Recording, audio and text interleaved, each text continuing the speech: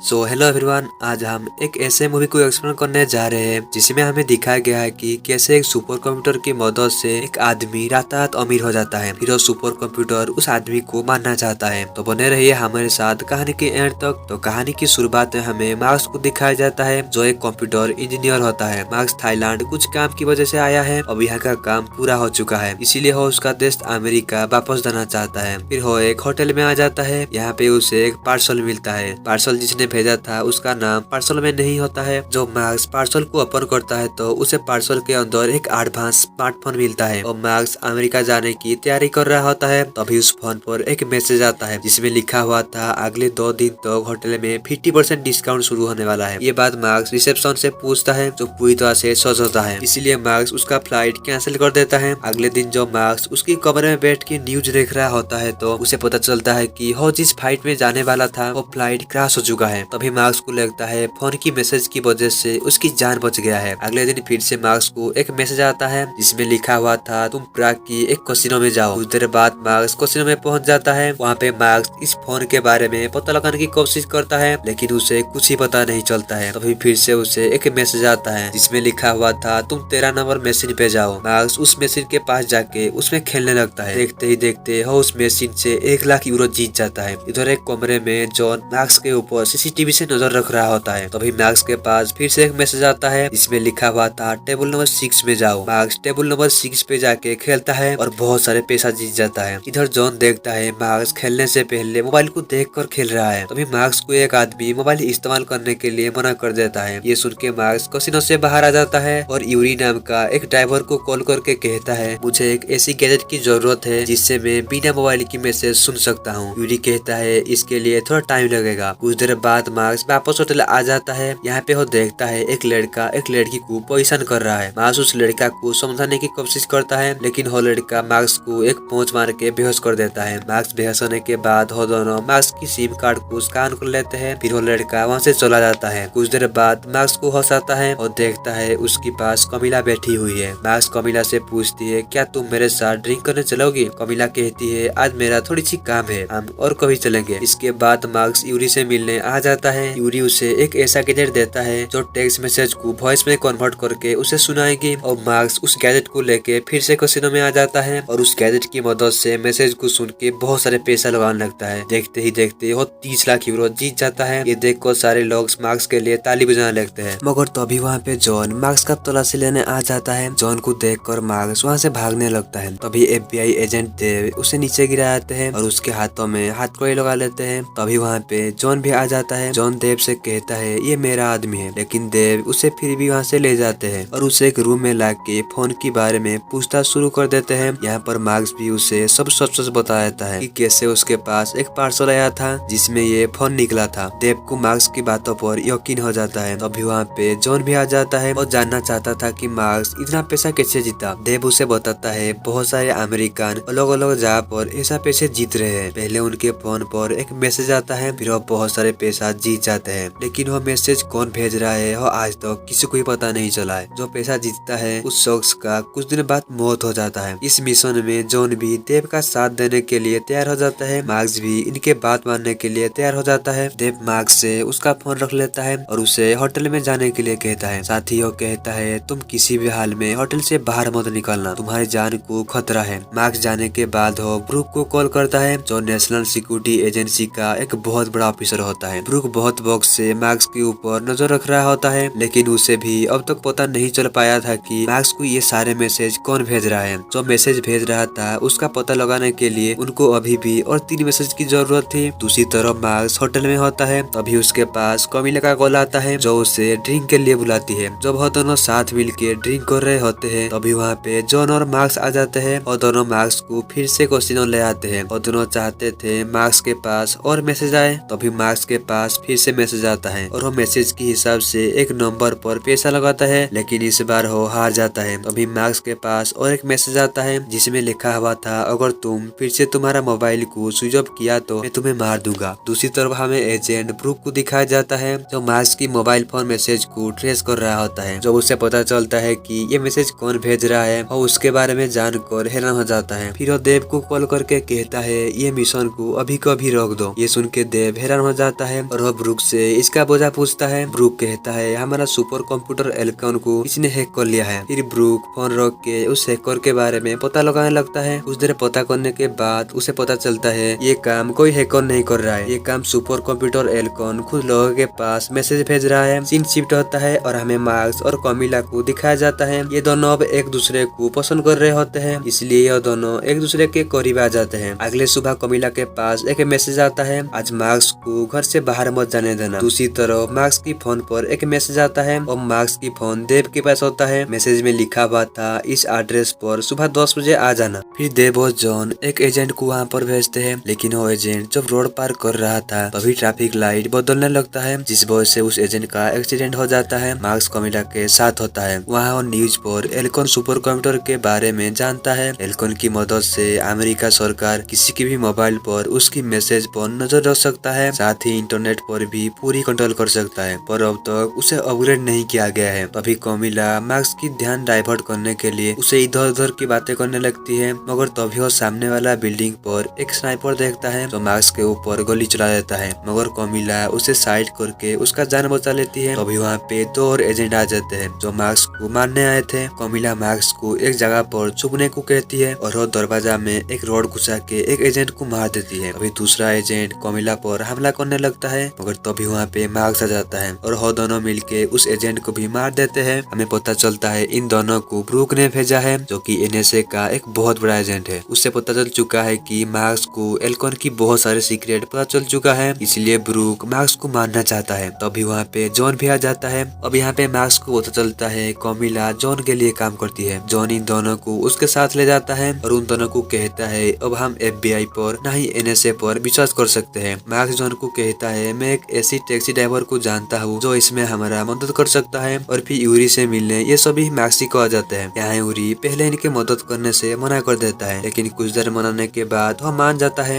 Yuri कहता है मुझे 3 घंटा का वक्त चाहिए। यूरी की बात मान के ये सब घर के बाहर आ जाते हैं। जॉन मार्क्स को बताता है मैं इस AI प्रोग्राम के बारे में पहले से जानता था और मैं इसके खिलाफ भी था, लेकिन सरकार ने मेरी बात नहीं सुनी, इसलिए मैं मेरी जॉब छोड़ दी। 3 घंटे बाद ये फिर से यूरी को घर आ जाते हैं। यूरी इन्हें बताता है ये सब मैसेज कोई इंसान नहीं भेज रहा है, ये मैसेज खुद सुपर कंप्यूटर एल्कॉन भेज रहा है। धीरे धीरे ये पूरी दुनिया की कंप्यूटर में फैल जाएगा। इसके बाद हर एक चीज पर एल्कॉन का कंट्रोल होगा। यूरी मार्क्स को बताता है तुम जिस प्लान पे जाने वाले थे उस प्लान पर कुछ टेक्निकल खराब थी जो एल्कॉन कंप्यूटर को पहले से पता चल गई थी, इसीलिए हो तुम्हें उस प्लेन में जाने नहीं दिया। साथ ही कैसीनो में जितने भी गेम होता है वो सभी गेम इंटरनेट से कनेक्ट होती है, इसीलिए ये सब एल्कॉन को पहले से पता होता है। मगर तभी वहाँ पे FBI के एजेंट आ जाते हैं। ये बात इन सभी को पता चल जाता है, इसीलिए ये सभी पीछे के दरवाजा से निकल के गाड़ी में बैठकर वहाँ से भाग जाते हैं। मगर तभी इनके सामने एक रेलवे ट्रैक आ जाता है, जिस वजह से ये सभी रुक जाते हैं। इनके पीछे पीछे देव भी आ रहा था, इसलिए जॉन देव को गन पॉइंट पर ले लेता है। देव कहता है एल्कॉन कंप्यूटर मार्क्स से बातें करना चाहता है। फिर हम मार्क्स को उसका फोन वापस कर देता है। तभी मार्क्स की फोन पर एक मैसेज आता है जिस पर एक एड्रेस होता है जो उस जगह का एड्रेस होता है जहाँ मार्क्स ने पहली बार कंप्यूटर इंजीनियर का काम किया था। फिर ये सभी प्लेन में बैठ के उस जगह पर पहुंच जाते हैं। वहाँ पर एक सुपर कंप्यूटर होता है जिसे कई साल पहले इंस्टॉल करने में मार्क्स ने मदद की थी।